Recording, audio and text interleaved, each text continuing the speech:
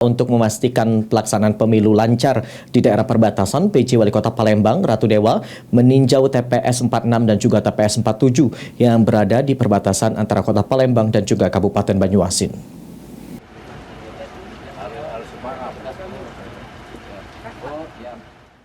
PJ Wali Kota Palembang, Ratu Dewa bersama dengan Camat Pelaju dan Ramil dan juga Kapolsek pada hari Senin meninjau TPS yang berada di wilayah perbatasan Kota Palembang dan Kabupaten Banyuasin.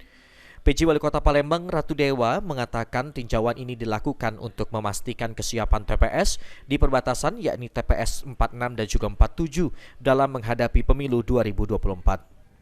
Untuk mengantisipasi kondisi hujan deras pada saat pemungutan suara, Camat Pelaju diminta untuk menyediakan terpal di seluruh TPS yang ada di Kecamatan Pelaju.